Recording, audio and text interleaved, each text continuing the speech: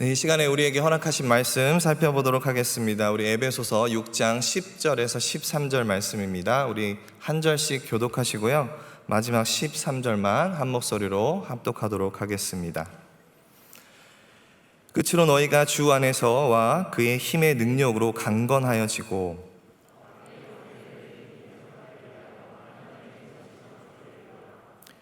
우리의 씨름은 혈과 육을 상대하는 것이 아니요 통치자들과 권세자들과 이 어둠의 세상 주관자들과 하늘에 있는 악의 영들을 상대함이라. 그러므로 하나님의 전신갑주를 취하라. 이는 악한 날에 너희가 능히 대적하고 모든 일을 행한 후에 서기 위함이라. 아멘.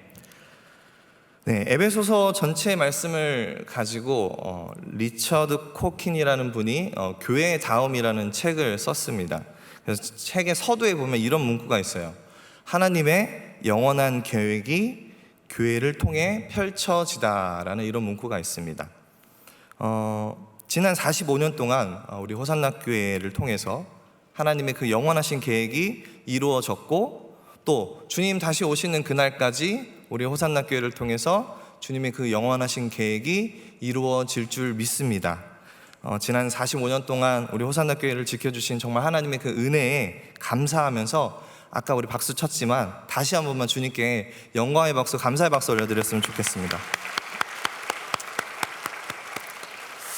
네, 오늘 본문이 담긴 에베소서는 전체적으로 보면 두 가지 전반부, 후반부로 양분할 수 있습니다. 그래서 전반부 1장에서 3장까지는 교회에 관한 어떤 교리적인 그런 복음 이야기들이 주된 내용이고요.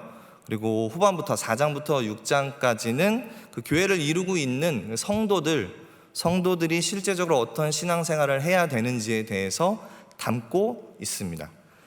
그리고 오늘 본문이 그 끝 마무리에 있는 본문인 거죠. 그 실천적인 내용을 이야기하고 이어지는 내용이 바로 오늘 본문입니다. 그래서 6장 10절을 시작으로 해서 우리가 좀 어떠한 이야기가 전개되어지는지, 오늘은 뭐 본문 내용은 길지 않지만 그 내용들을 좀 살펴보도록 하겠습니다. 10절을 보면 끝으로 너희가 주 안에서와 그의 힘의 능력으로 강건하여지고 라는 이 말씀이 기록되어 있습니다. 바울은 끝으로, finally라는 말로 시작을 합니다. 보통 끝으로 라는 말을 사용할 때면 지금까지 내가 어떤 이야기를 했는데 그거를 마지막으로 내가 어떤 이야기를 전할게 라고 이런 때 사용하는 표현이죠. 그래서 그 앞에 내용과 좀 뭔가 연결이 되어지는 이야기를 하는 게 보통의 표현법입니다. 근데 오늘 본문을 잘 보다 보면은, 그 앞에 부분을 좀 보다 보면 실제적인 신앙 이야기를 하다가 오늘 본문부터는 뭐 막이나 뭐 전신갑주나 이런 단어들을 좀 사용을 하면서 뭔가 다른 차원에서 이야기를 하는 것을 볼 수가 있어요. 자, 10절은 어떤 이야기를 하고 있는지 한번 볼까요? Be strong 이라는 단어가 나옵니다. 강해져라, 강건하라. 한국 성경에는 10절은 문장이 매듭되어지지 않고 11절과 연결되어지죠. 근데 영어나 원어를 보면 10절은 단독으로 구성되어 있는 문장입니다. 좀 더 원어에 좀 충실해서 그냥 번역을 해서 다시 한번 말해보면, 마지막으로 너희는 주 안에서 그리고 그분의 권능의 힘 안에서 강하게 되라 라는 말을 갖고 있어요. 자, 여기서 우리가 알 수 있는 거는 이 본문의 핵심 주제는 바로 be strong이라는 말이에요. 강해져라, 강건해져라. 그러니까 본문의 구조를 보면 결론을 먼저 내린 연역적 방식으로 이루어졌어요. 그러니까 중심 주제를 분명히 먼저 밝히고 있고, 그 중심 주제를 이제 어떻게 풀어가는지를 오늘 본문 이하의 말씀에 보면 기록이 되어 있습니다. 자, 끝으로 내가 이제 말할게. 너희는 강하게 되어야 한다라는 말을 이야기하는 거예요.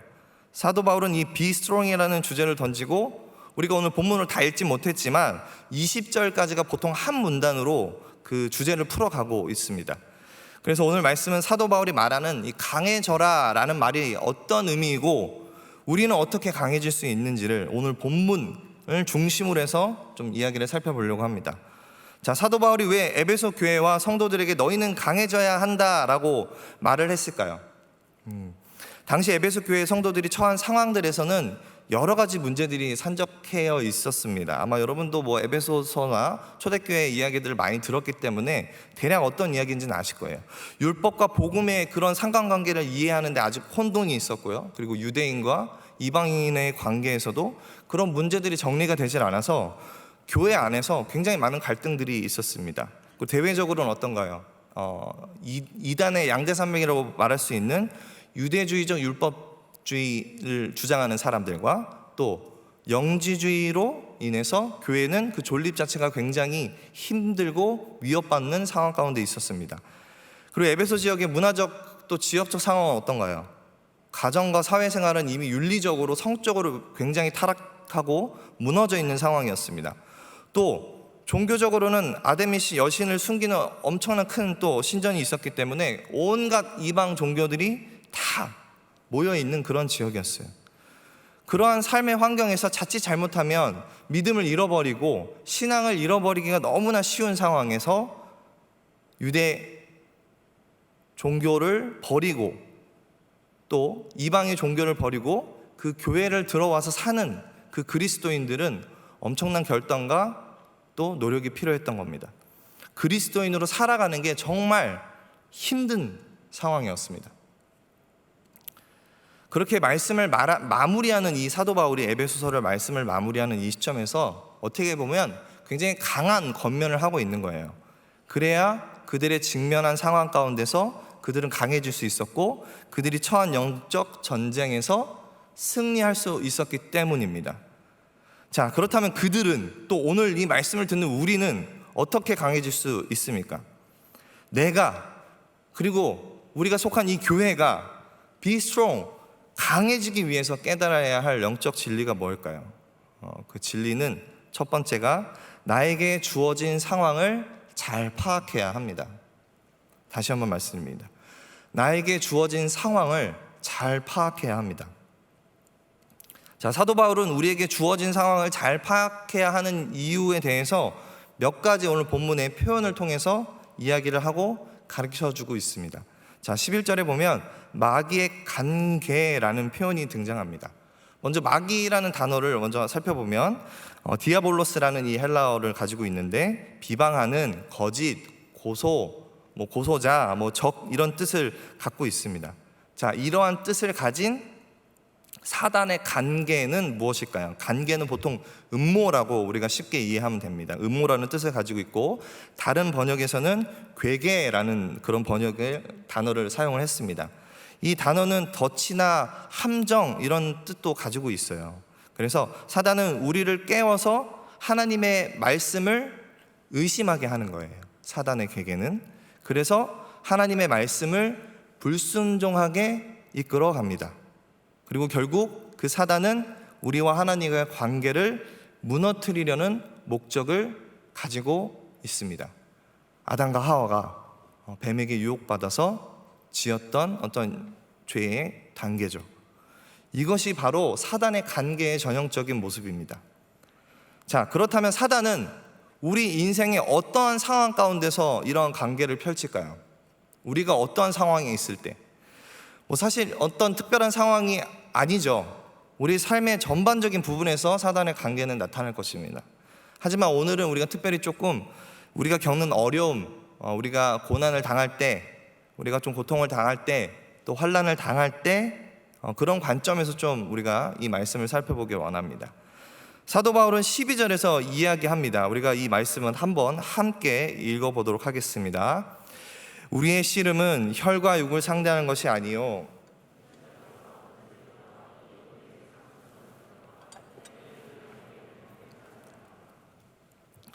네, 한글 성경에는 씨름이라고 표현했죠. 영어로는 레슬링 혹은 이제 싸움이라고 파이팅이라고 이제 이렇게 표현을 합니다. 그래서 우리의 싸움은 혈과 육, 즉 연약한 본성을 가진 인간이 우리의 싸움의 대상이 아니라는 거예요. 우리가 느끼지 못하고 또 보지 못하지만 영적 싸움의 대상은 바로 악한 영들이라는 겁니다. 자, 사단의 관계를 잘 파악하는 것 중에 하나 중요한 것이 바로 영적 전쟁의 대상을 명확히 아는 것이 중요합니다. 우리가 어떤 어려움을 겪는다고 한번 가정을 해보겠습니다. 보통 삶의 어려움들은 사람과 좀 많이 관계되어져 있는 경우가 많아요. 그렇죠? 나에게 고통과 고난을 제공하는 것이 때로는 사람일 수도 있고 직접적으로 사람이 주기도 합니다. 그래서 우리는 종종 나의 고난과 어려움의 그 이유를 사람에게 한정시켜 놓고 그 사람을 비난하거나 정죄하거나 증오하는데, 그렇게 싸우는데 우리의 힘을 다 빼고 우리의 정신을 그곳에 다 쏟아붓습니다. 그런데 12절에서는 뭐라고 이야기합니까? 영적 세계에 대해서 우리의 싸움의 대상은 혈과 육, 즉 사람이 아니라는 거예요. 나를 쓰러뜨리려 하는 상대는 바로 악한 영들이라는 것을 잊어버려서는 안 됩니다. 자, 그러나 우리가 빈번히 내가 힘든 상황에서 무언가 나에게 잘못을 한 사람에게나 혹은 내가 겪고 있는 상황 자체를 원망하면서 울분을 토하면서 사람을 정죄하고 증오하면서 우리는 또 죄를 지며 그렇게 힘겹게 살아갈 때가 많습니다. 그리고 내게 펼쳐진 이 어려움을 뭔가 믿음의 눈으로 바라봐야 되는데, 불만과 불평과 원망의 눈으로 그 상황을 바라보고 그 상황에 연루된 사람들을 원망하면서 그렇게 우리의 그 상황들을 만들어 갑니다. 근데 요한일서 3장 7절에 이런 말씀이 있어요. 자녀들아, 아무도 너희를 미혹하지 못하게 하라. 이 말은 뭐예요? 우리를 미혹하게 하는 존재들이 있다라는 거죠. 자, 우리가 미혹되다 보면 그 원망이 내 자신을 짓누르고 더 나아가서는 그 원망이 교회와 또 하나님께 도달하는 경우가 굉장히 많습니다. 그러기에 우리는 엉뚱한 적과 싸우게 하는 그 사단의 관계를 잘 파악을 해야 돼요. 우리에게 주어진 상황을 잘 파악을 해야 되는 겁니다. 자, 그렇다면 그 관계를, 사단의 관계를 파악할 수 있는 주된 키는 무엇일까요? 주된 키. 그 키는 바로 그들의 목적을 알면 됩니다. 어려울 것 같지만 그 악한 영들의 관계의 목적은 뭘까요? 굉장히 간단합니다. 고린도후서 2장 11절에 사도 바울은 말합니다. 이는 우리로 사탄에게 속지 않게 하려 함이라. 우리는 그 계책을 알지 못하는 바가 아니로라. 사도 바울도 분명히 이야기를 하고 있습니다. 우리가 너무 잘 알고 있는 거예요. 그게 뭡니까? 우리로 하여금 하나님의 말씀으로부터 멀어지게 하는 거죠. 우리와 하나님의 관계를 단절시키는 거예요. 자, 주님의 몸된 교회를 무너뜨리려고 하는 겁니다. 자, 그리스도를 향한 진실함과 깨끗함에서 우리를 떠나게 하려는 목적을 가졌다는 겁니다. 뱀이 그 관계로 하와를 미혹한 것 같이 너희 마음이 그리스도를 향하는 진실함과 깨끗함에서 떠나 부패할까 두려워하노라. 우리 고린도후서 11장 3절 말씀에 분명히 기록이 되어 있습니다. 자, 나에게 다가온 문제들, 상황들이 무엇이든 간에 그것이 건강의 문제이든 물질의 문제이든 관계의 문제이든 어떤 문제이든 그 일이 일어난 후에 나의 반응, 나의 생각, 내가 하는 결정들, 내가 하는 행동들에 대해서 사단은 본격적으로 자신의 관계를 펼쳐나갑니다. 다시 말해서 사단의 관계는 어떠한 일을 만들어서 그걸로 우리를 무너뜨리는 것보다 그 일을 만들고 그 일이 있은 후에 우리의 반응, 우리의 생각, 우리의 결정, 우리의 행동들, 우리의 삶의 모습들을 통해서 우리를 무너뜨리려고 한다는 거예요. 사실 오늘 말씀은 얼마 전 저에게 좀 개인적으로 있었던 어떤 일로 시작된 말씀입니다. 제가 경험한 일에 대해서는 굉장히 자세히는 말씀을 못 드립니다. 근데 제가 그 일을 겪게 되었을 때 당시 저의 마음을 좀 나눌 수 있을 것 같아요. 이제 목회자로서 이제 사역을 하다 보면, 이게 목회자뿐만이 아니죠. 여러분들도 교회에서 이제 사역을 하다 보면, 일을 하다 보면 느낄 수 있는 감정들인데, 그 사역이 잘 되지 않을 때도 있죠. 뭐 이런 표현이 어울릴지 모르겠지만 뭔가 실패한 것처럼 느껴질 때가 있습니다. 사역자들이 사역을 하다 보면. 그런데 제가 요즘에 나름 최선을 다해서 정말 마음을 쏟고 열심을 다해서 감당하던 그 사역 가운데 생각지도 못한 어려움과 좀 변화가 있었어요. 그러니까 타인의 시선에서는 여러분의 시선에서는 혹은 내 주변의 시선에서는 그게 그렇게 큰 일이 아닐 수 있습니다. 그러나 저에게는 굉장히 그게 힘들고 어려운 일로 다가왔어요. 그래서 그 일로 인해서 굉장히 마음이 낙담되고 그 사역에 대한 의지도 굉장히 꺾였고 열정도 순간 사라지게 되고 뭔가 사역을 포기하고 싶은 마음도 확 다가오더라고요. 그래서 지금 내가 뭐 한 거지? 지금까지 내가 뭐 한 걸까? 내가 지금까지 뭐 했지? 그런 질문을 저한테 수도 없이 하면서 그렇게 낭망하고 힘든 시간은 가운데 보내는데 하나님이 저에게 이렇게 말씀하시더라고요. Be strong. Be strong. 그 단어가 계속 제 마음 가운데 올렸습니다. 여러분 믿기 힘들겠지만 정말 영어로 얘기하셨어요. 아직도 저도 의문입니다. 왜 하나님이 저한테 영어로 얘기를 하셨을까? 제가 뭐 미국에 좀 살다 와서 그런가? 하나님이 Be strong이라는 그 문장을 계속 머리에서 가슴에서 생각나게 하시더라고요. Be strong, be strong. 그래서 그 단어가 어느 말씀에 있는지 또 찾아보고 제가 또 기억나는 말씀 에베소서 오늘 본문의 말씀도 다시 한번 보게 됐습니다. 자, 사단의 관계는 나에게 맡겨진 사명을 포기하게 하는 거죠. 사단은 저에게 일어났던 일을 목적을 두지 않아요. 그런 일은 언제든지 생길 수 있습니다, 사실. 그렇죠? 어려움이 언제든 생길 수 있고 생각지 못한 일들이 벌어질 수 있습니다. 그러나 그 일이 있은 후에 내 마음, 내가 하나님 말씀대로 살아가려는 그 마음을 꺾어버리려고 하는 거예요, 사단은. 저에게 이렇게 막 속삭이는 듯 했습니다. 거봐, 열심히 해봤자 이런 결과잖아. 야, 사람들은 이 일로 인해서 너를 비판할 거야. 너를 못났다고 할 거야. 너를 실패자로 볼 거야. 그냥 포기해.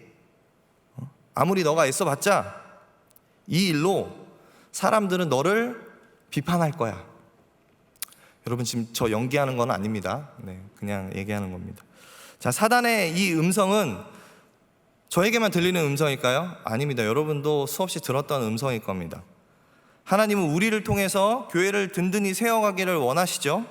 그리고 우리를 그 사명자로 부르시고 사용하고 계십니다. 지금도. 근데 사단은 어떻게든 우리를 그 자리에서 끌어내리려고 하는 거예요.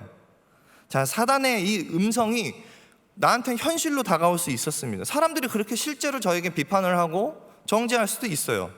세상 사람들이 나를 비판하고 나에게 모든 잘못과 그 이유를 둘 수 있습니다. 하지만 하나님은 분명히 말씀하시는 거예요. Be strong. 그렇게 주님의 말씀이 저에게 임했을 때 저 정신이 확 들더라고요. 그리고 또 하나님이 보게 하시는데 그 상황을 잘 보게 하신 거죠.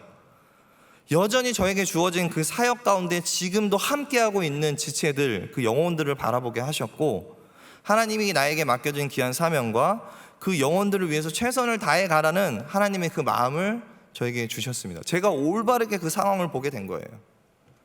자, 나에게 주어진 상황을 잘 파악하게 되었습니다. 무엇이 사단의 관계이고 무엇이 하나님의 선하신 뜻인지를 분명히 구별되어지는 시간이었어요. 자, 나에게 주어진 인생의 상황들 가운데, 즉 사단의 관계를 잘 파악할 줄 알아야 우리는 강해질 수 있습니다. 여러분 믿으시죠? 아멘이 너무 작은데요? 믿으시죠? 네, 감사합니다. 자, 사단의 관계는 너무 분명한 목적을 가지고 있어요. 우리한테 어떻게든 무너진 자존감을 주려고 할 거고요, 실패감을 주려고 할 겁니다. 그리고 무력감을 어떻게든 심겨주려고 하겠죠. 그죠? 그런데 이러한 사단의 공격은 결코 나 하나에서 끝나는 게 아니더라고요. 그렇죠? 내가 무너지면 내가 속한 공동체가 무너지고 그 교회가 무너지는, 그래서 사단은 결국 교회를 타겟으로 우리를 공격하는 걸 우리는 알아야 됩니다. 제가 미국에서 사역했던 교회 중에 두 곳이나 두 교회나 교회가 반으로 사역하는 동안 갈라지는 경험을 했습니다. 굉장히 이 이야기만 해도 꽤 많은 시간들을 들여서 이야기를 해야 되지만 제가 기억나는 거 하나만 나누면 정말 잊지 못할 경험을 했는데요. 그건 바로 어제만 해도 이렇게 서로 웃고 말씀도 함께 나누고 이야기하고 교제하던 그 모습의 성도님들이 하루아침에요, 정말 비난하고 서로를 비난하고 그 증오하는 그 눈빛을 제가 잊을 수가 없습니다. 눈빛이 달라지더라고요. 서로를 바라보는 그 눈빛이. 아, 이렇게 사단이 교회를 무너뜨리는구나 라는 것을 볼 수가 있었습니다. 자, 나의 고난과 어려움을 합리화하고자 타인을 공격하게 되고, 또 타인의 어려움의 이유를, 타인에게 그 나의 어려움의 이유를 다 전가시키고, 그렇게 사단은 우리를 공격합니다. 그렇게 환경을 만들어갑니다. 사람들을 비판하게 하고 증오하게 하고 판단하게 하고 관계를 끊도록 하는 것이 바로 사단의 관계라는 거예요. 나 자신을 비롯해 내 삶에, 특별히 교회 가운데 하나님이 맺어주신 관계들은요, 물론 관계 안에서 서로 실수하고 상처 주고 뜻하지 않은 어려움들이 있을 수 있습니다. 그러나 그러한 대상들, 관계의 대상들, 그런 대상들이 분노의 대상이 아니라 하나님의 그 사랑과 위로와 긍휼의 대상임을 여러분 잊지 마시기 바랍니다. 아무리 그 상대가 나에게 실제적인 어떤 해가 되는 행동을 했다 하더라도, 나에게 상처 주는 그 말을 했다 하더라도, 혹은 그 상대가 어떤 죄악이나 어떤 실수를 하고 연약한 가운데 있다 할지라도 우리의 싸움의 대상은 그들이 아니라 우리의 그 영적 진리를 혼란케 하고 우리를 무너뜨리게 하는 그 사단의 관계임을 여러분 잘 파악하고 잘 바라봐야 됩니다. 이 사실을 잘 알아야 우리가 비스트롱해질 수 있는 거예요. 자, 두 번째로 그리고 내가 속한 교회 공동체가 비스트롱, 강해지기 위해서 깨달아야 할 영적인 원리는 두 번째로 보면 무엇이 나를 강하게 하는지를 알아야 합니다. 자, 무엇이 나를 강하게 하는지를 알아야 합니다. 여러분은 여러분 자신을 강하게 해주는 힘을 어디서 찾고 계십니까? 나를 강하게 만들어줄 것 같은 어떤 물질입니까? 아니면 성공입니까? 혹은 사람입니까? 아니면 내 자신의 만족, 나만 내 자신이 만족하면 돼, 내가 누리는 안정감만 가지고 있으면 돼 라고 그렇게 나에게 힘이 될 거라고 생각하는 것들을 쫓아서 세상의 그 탑을 혹시 쌓고 계시진 않습니까? 오늘 본문을 통해서 사도 바울은 분명히 이야기하죠. 너희가 주 안에서와 그의 힘의 능력으로 강건하여지고. 자, 무엇이 우리를 강건하게 한다고 말씀하고 계세요? 주 안에서, 그리고 그의 힘의 능력이라고 이야기하고 있습니다. 자, 너희 스스로 자신을 강하게 하라라는 뜻이 아니에요. Be strong이라는 말은 너네 이제 강하게 해라는 말이 아닙니다. 하나님에 의해서 강해져야 한다라는 것을 오늘 본문은 이야기하고 있는 겁니다. 자, 이스라엘 백성을 이끌고 가나안을 정복해야 했던 여호수아에게 하나님이 수차례 강조하시고 명령하신 표현이 있어요. 여러분 많이 들어보셨을 거예요. 강하고 담대하라, 강하고 담대하라 라는 말을 합니다. 자, 우리 한 세 구절 되는데요, 우리 세 구절을 우리 한 목소리로 우리 함께 읽어보도록 하겠습니다. 내가 내게 명령한 것이 아니냐, 강하고 담대하랴, 두려워하지 말며 놀라지 말라. 네, 두 번째 말씀, 여호수아가 그들에게 이르되 두려워하지 말며 놀라지 말고 강하고 담대하라. 네, 세 번째 말씀, 너희는 강하고 담대하라.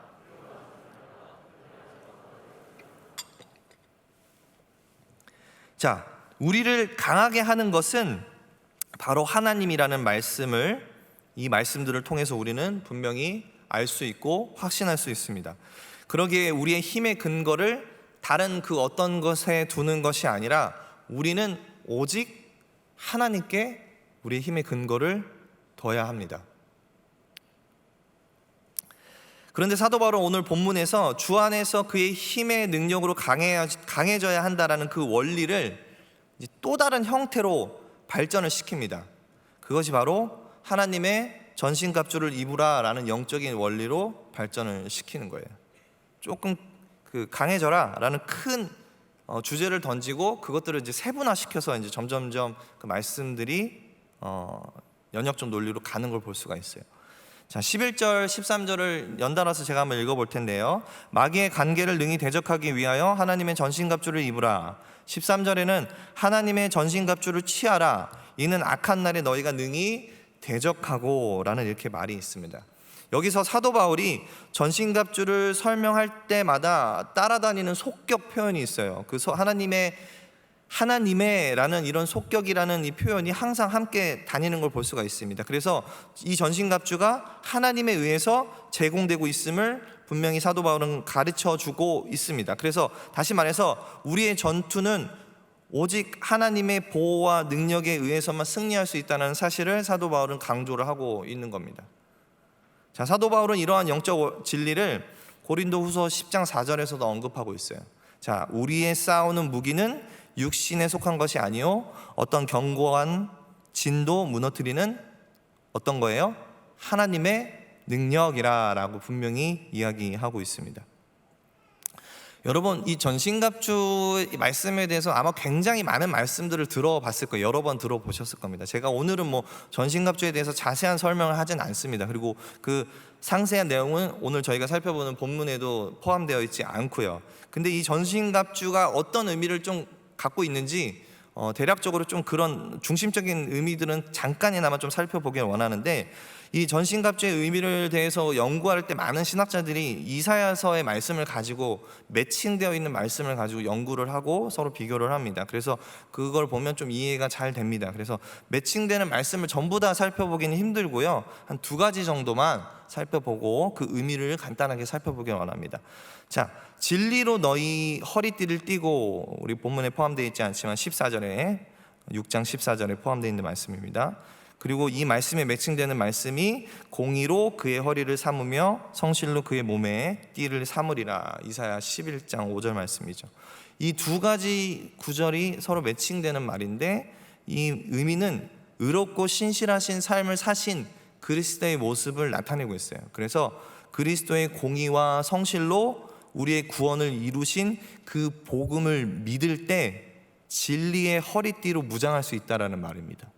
자, 2번째, 성령의 검 곧 하나님의 말씀을 가지라, 6장 17절 말씀인데, 이거는 내 입을 날카로운 칼같이 만드시고 라는 이사야 49장 2절의 말씀을 서로 매칭되어 있는 말씀으로 볼 수 있어요. 이거는 참된 종의 모습으로 오셔서 성령의 검 곧 하나님의 말씀을 사용하신 그리스도의 모습을 보여줍니다. 예수님께서 이 땅 가운데 오셔서 공생의 기간 동안 특히 사단의 그 3가지 유혹을 말씀으로 이기신 것을 우리가 기억하죠. 그래서 오직 이 것만이 하나님이 주신 유일한 무기입니다. 그래서 이것들을 가르치는 거죠. 이 복음의 말씀이 우리에게 강력한 무기임을 말하고 있어요. 그래서 이 지금 에베소서 6장 13절 14절 그 이하의 20절까지 말씀해 보면 전신갑주의 말씀이 잘 기록되어 있는데, 그것들을 이사야 말씀이랑 잘 매칭해서 연구를 해보면 이 전신갑주가 어떤 의미를 갖고 있냐, 이 복음의 말씀, 이 우리가 비스트롱해지기 위해서, 강건하기 위해서 전신갑주를 취해야 되는데, 그 의미는 바로 그리스도에 관한 복음을 온전히 굳게 신뢰하는 겁니다. 대단한 게 있을 거라고 생각하셨죠, 여러분? 그러나 아니에요. 우리를 온전하게 영적 전쟁에서 승리할 수 있게 하는 그 전신갑주의 의미는 그리스도에 관한 온전한 복음입니다. 뭔가 영적인 막 비밀이 담겨 있을 것 같지만 예수 그리스도에 대한 온전한 복음, 그것이 바로 전신갑주가 가진 힘이라는 거예요. 자, 나와 교회가 강건할 수 있는 그 힘은 바로 예수 그리스도의 온전한 복음에서 비롯된다는 사실을 여러분 믿으시기 바랍니다. 이 힘은 어떤 수단과 방편 정도가 아닌 거예요. 어쩌다가 내가 일시적으로 한번 일시적인 목적을 가지고 사용하는 그 힘이 아니라는 거예요. 바로 우리 존재의 힘의 기반이고 우리가 살아갈 힘의 전부라는 겁니다. 여러분, 무엇이 우리를 강하게 하는지를 반드시 알아야 돼요. 우리가 비스트롱해질 수 있는 이유는 바로 하나님이고요, 우리를 구원하신 예수 그리스도의 그 복음 자체라는 사실을 여러분 정말 잊어서는 안 됩니다. 제가 예전에 뭐 여기저기 이렇게 설교할 때면 가끔씩 이렇게 예화로 들었던 저의 좀 이야기를 나누고 좀 말씀을 어느 정도 정리하려고 합니다. 저는 이제 2018년도에 겨울에 이제 미국에서 유학 생활을 마치고 호산나 교회로 부임해서 한국에 들어오게 됐어요. 그래서 미국에서 대략 뭐 한 13년 이상 이렇게 넘게 유학 생활을 했습니다. 그리고 그리고 고향도 서울이에요. 제가 서울 사람 같나요? 비웃으시는 거예요 지금 여러분? 서울 사람 같나요? 네, 반응이 없네요. 자, 뭐 그래서 그렇게 왔는데 뭐 유학생활도 하고 뭐 고향도 서울이라고 그러고 뭐 그러다 보니까 많은 분들이 이제 하시는 얘기가 목사님은 고생도 한번 안 해보셨을 것 같아요라는 말을 많이 하시더라고요. 그럼 아까 우리 찬양해 준 권사님들이 특히 우리 권사님, 우리 목사님은 키도 크고 잘생기셨다고 얼마나 그렇게 칭찬을 하시는지요, 여러분. 제가 부산 와서 정말 인생 처음으로 잘생겼다는 소리를 처음 들어봤습니다. 그래서 제가 얼마나 우리 권사님들을 사랑하는지 모릅니다. 아주 자존감을 이렇게 팍팍 띄워주시는 우리 권사님들. 우리 권사님들이 들으셔야 됐어야 되는데. 네, 그래서 뭐 그런 얘기를 많이 하세요. 고생 안 하셨고 뭐 미국에서 유학할 정도면 집안에 또 돈도 좀 있을 것 같고 뭐 서울에 또 뭐 제가 또 이렇게 중고등학교를 이제 강남권에서 다녔거든요. 그래서 경기고등학교 고등학교에서 5가 나오네요. 참 엉뚱한 포인트에서 청담동에서 학교를 다니고 막 이랬습니다. 그래서 그런지 많은 분들이 그래요. 이렇게 목사님 부티나게 생겨갖고 고생도 안 하셨을 것 같아요. 다시 물어보고 싶네요, 여러분. 제가 부티나게 생겼나요? 네, 반갑다, 좋습니다, 여러분. 자, 근데 제가 보기와는 다르게 미국에서 삶이 그렇게 좀 평안하고 안락한 삶은 아니었던 것 같습니다. 항상 공부와 사역, 뭐 일, 또 가장으로서 해야 될 일들을 굉장히 반복적으로 하면서 굉장히 고된 삶을 살았던 것 같아요. 뭐 사람의 기준에 따라 좀 다를 수 있지만 굉장히 쳇바퀴 돌듯 살았습니다. 재정도 항상 힘들었고, 근데 제가 2016년 정도에 미국에서 이제 여러 가지 일을 했는데 그 중에 이제 또 일하던 곳이 이제 가게가 정리가 되면서 다른 곳으로 일하게 됐는데, 그게 이제 시작한 일이 여러분 들어보셨을지 모르겠는데 뷰티 서플라이라는 흑인들 상대로 미국 미용 용품을 파는 곳이었어요. 그래서 제가 주중에 그곳에서 35시간 가까이 항상 일을 했습니다. 한 주에. 거의 풀타임이랑 비슷하죠. 그리고 주말에는 또 사역을 해야 됐고 주중에는 틈틈이 공부를 또 해야 됐습니다. 근데 그 일이 사실 미국에서도 사람들이 좀 하기 싫어하고 좀 꺼려하는 일 중에 하나였어요. 그래서 무거운 박스를 굉장히 큰 박스를 하루에도 100개 이상 나르는 그런 일도 있고, 그런 가게에 일어나는 모든 뒤처리를 해야 되는 그런 포지션이었어요. 그래서 육신적으로 굉장히 고단한 어떤 잡이었습니다. 흑인을 비하하는 말은 아닌데 대부분 손님이 흑인이었고요. 또 굉장히 저소득층의 흑인들을 대상으로 하는 일입니다. 그래서 대마초나 마약, 이렇게 술에 취해서 오는 흑인들, 이런 사람들이 많았고요. 그리고 많은 상당수의 흑인들이 물건을 들어와서 정당하게 돈을 내서 사는 것이 아니라 어떻게든 하나라도 훔쳐가려고 하는 흑인들, 그런 사람들을 감시해야 되고 이렇게 가게를 지켜내야 되는 그런 상황이었어요. 그리고 그렇게 하다 보면 이제 거친 컴플레인도 있죠. 이렇게 몸으로 밀치기도 하고, 그렇죠? 그런 흑인들을 상대하는 것이 굉장히 위험하고, 미국은 아시다시피 이 총을 굉장히 자유롭게 사용하는 나라라서 저도 일을 하다가 총을 여러 번 많이 봤습니다. 그렇게 미용용품 파는데 이렇게 흑인들 대상으로 하다 보니까 좀 위험한 경우들도 많고 그랬습니다. 근데 또 그런 일들도 하면서 그 물건을 또 진열을 해야 돼요. 근데 그 스토어가 굉장히 컸어요. 그래서 한 몇백 평 이상 되는 가게였는데 그 가게에 물건들이 이제 일반 우리 마트처럼 물건들이 진열되어 있는데 그런 것들을 제가 이제 정리를 하고 이렇게 잘 스탁하는 일이 저의 주 업무였어요. 그래서 매주 이틀에서 3일은 매일 수백 개의 박스를 뜯어서 물건을 진열해야 되고 그런 상황들의 일이었습니다. 그래서 하루는 이제 일을 한 지 얼마 안 됐을 때예요. 한 두세 달 정도밖에 안 됐을 텐데, 하루는 박스를 이제 그 물건을 다 진열한 박스를 이제 뜯지 않고 이렇게 그냥 위에만 뜯고 이렇게 물건만 꺼내 놓고 한 곳에 이제 바깥쪽에다 다 던져놔요. 일단 다 던져놔요. 그러면 이제 모든 물건을 다 스탁이 끝나면 그 엄청나게 쌓여 있는 박스를 또 그냥 버릴 수가 없잖아요, 그렇죠? 그런 부피가 엄청 크니까. 그래서 그거를 카터칼로 하나씩 포개서 이제 이렇게 하나씩 낱장으로 이제 포개는 작업을 하는 거예요.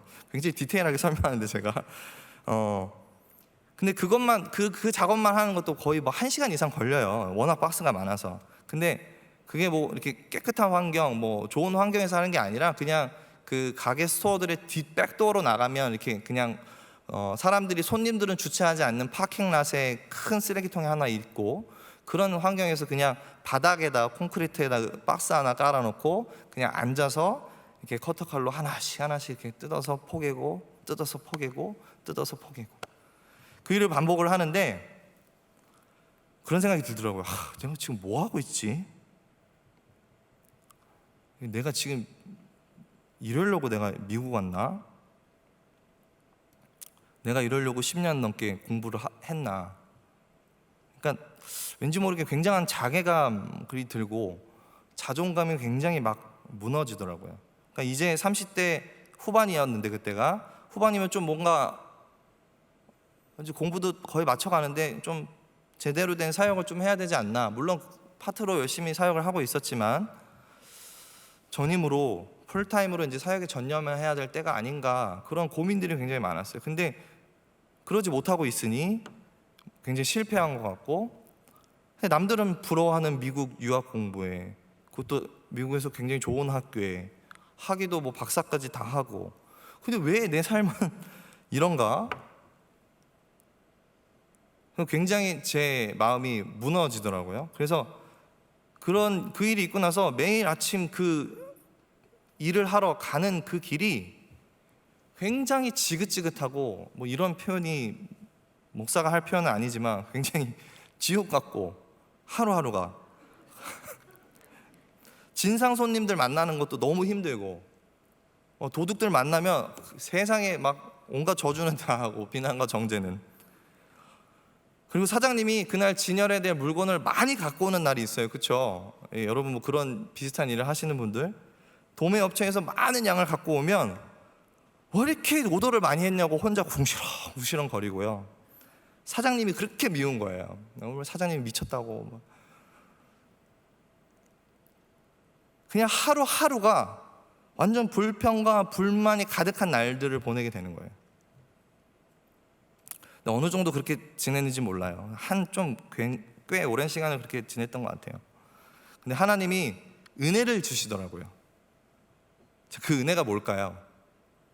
좋은 사역지를 허락해 주셨을까요? 내가 원하는 풀타임 사역지? 아니면 좀 더 편하고 쉽게 돈을 버는 직장을 저에게 주셨을까요? 아니면 누가 한국에서 생활비 하라고 좀 일 좀 덜 하고 생활비 하라고 후원을 해주셨을까요? 제게 다가온 하나님의 은혜는 이거였어요.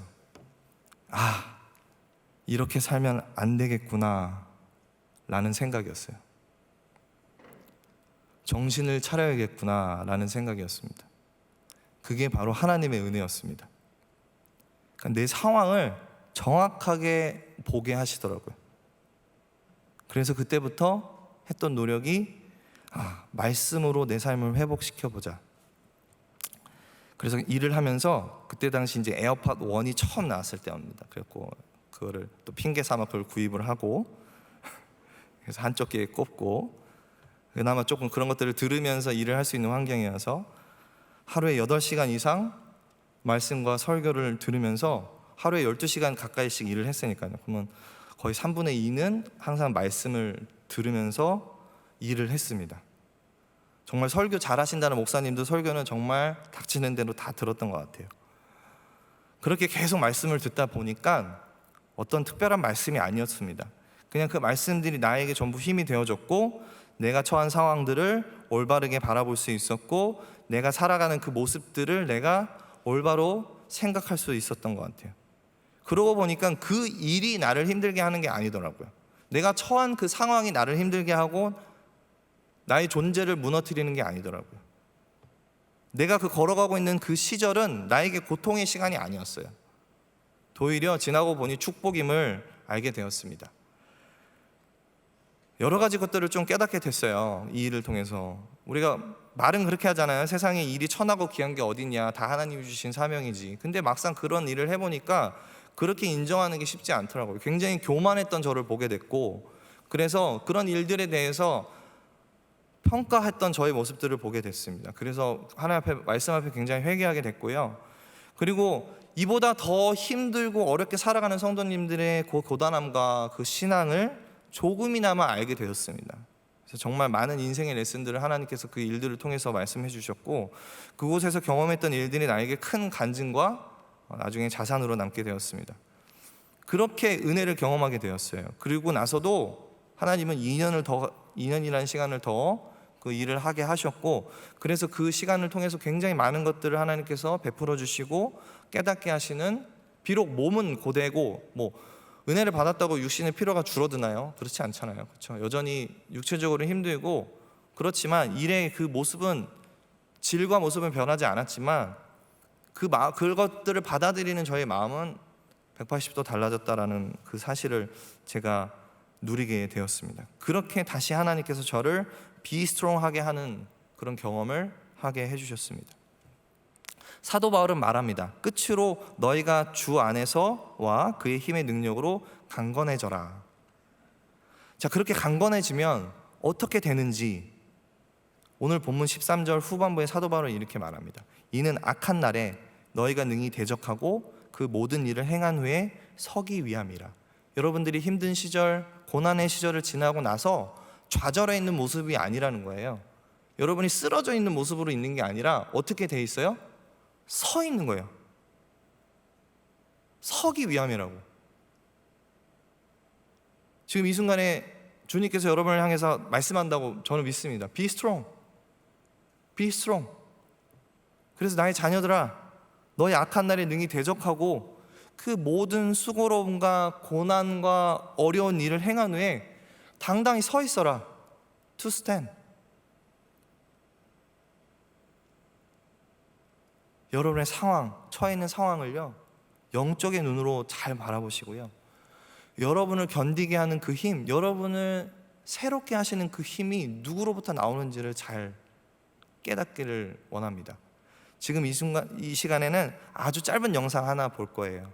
오늘 말씀을 뭔가 추각해 놓은 듯한 영상입니다. 이게 이제 저작권 문제가 있어서 나중에 업로드된 영상이라도 유튜브에서는 이 영상은 같이 올릴 수는 없지만 우리 현장에 계신 분들은 이 영상을 한번 보시면 좋을 것 같습니다. 우리의 영적인 삶의 모습이 이 영상과 저는 다를 게 없다라고 생각을 하거든요. 사단은 늘 우리를 공격하는 그 수많은 위치에서 우리를 기다리고 있고, 우리가 지나가는 그 길목마다 자신의 그 관계를 펼쳐놓고 우리를 공격하고 무너뜨리려고, 잡아 먹으려고, 삼키려고 하는 그 사단의 모습이 있습니다. 여러분, 오늘 말씀을 기억하면서 우리가 같이 기도하기 원합니다. 우리의 인생의 고단함 가운데 새 힘을 허락하시는 주님을 사모하고 원하기를 원합니다. 그리고 우리에게 그 Be strong, 강건해라 라는 그 음성을 여러분 들으시길 원해요. 그래서 주 안에서 주님이 공급하시는 그 능력과 힘으로 여러분 강건해지고, 또 여러분이 처한 상황을 믿음의 눈으로 잘 바라보며 나아갈 수 있는 그런 저와 여러분 되기 원합니다. 여러분, 지치고 힘들고 혹시 낭만하고 있습니까? 내 힘으로 도저히 일어날 그 힘조차 없습니까? 이러한 상황 가운데 있는 여러분을 향해서 주님이 외칩니다. 말씀하십니다. 명령하세요. Be strong. 자, 이 시간 우리 마음을 합해서 우리를 강건하게 하실 주님의 은혜를 사모하면서 함께 기도하기를 원합니다. 함께 기도하시겠습니다.